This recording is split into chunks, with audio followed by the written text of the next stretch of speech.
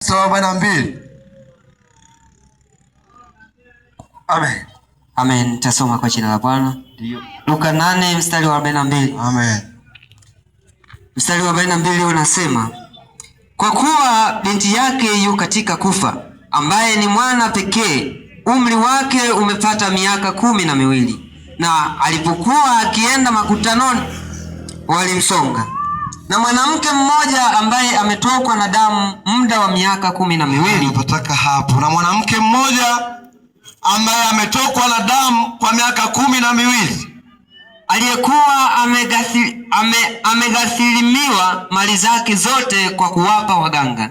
Aliyekuwa amemaliziwa mali zake kwa kuwapa waganga, asipate kuponywa na mtu yeyote. Asipate kuponywa na mtu yeyote. Alikwenda nyuma yake akaugusa pindo wa vazi lake. Alikwenda nyuma yake akagusa pindo la vazi yake. Na mara hiyo kutoka damu kwake kulikoma. Yesu akasema, Amen. Bwana asifiwe sana. Amen. Ni habari ambayo inamtazamisha mwanamke mmoja ambaye tumaini la moyo wake lilikuwa limetoka.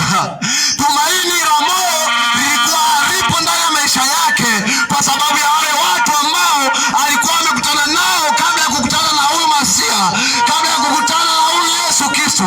Biblia inaeleza kwamba siku moja akiwa yupo katika pitapita, anasema akaona umati wa watu wengi, anasema akaona kundi kubwa likitembea, na Biblia inaeleza wakati huo huyu mwamba Yesu Kristo alikuwa ametoka kufanya uponyaji, alikuwa ametoka kuleta ufufuaji kwa binti mmoja alikuwa na miaka 12. Lakini Biblia kuishia hapo, inasema baada ya hapo huyu mwanamke ambaye alitokwa na damu kwa miaka 12, Biblia inaelezea ya kwamba alikuwa ni mwanamke wa namna gani.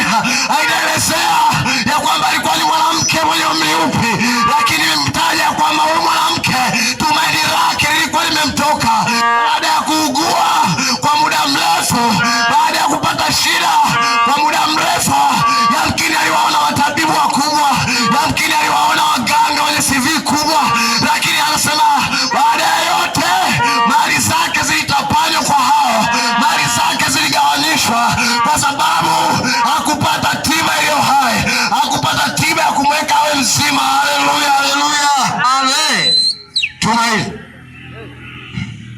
Baada ya hapo Biblia inamsimulia kwamba akajipa nguvu, akajipa moyo.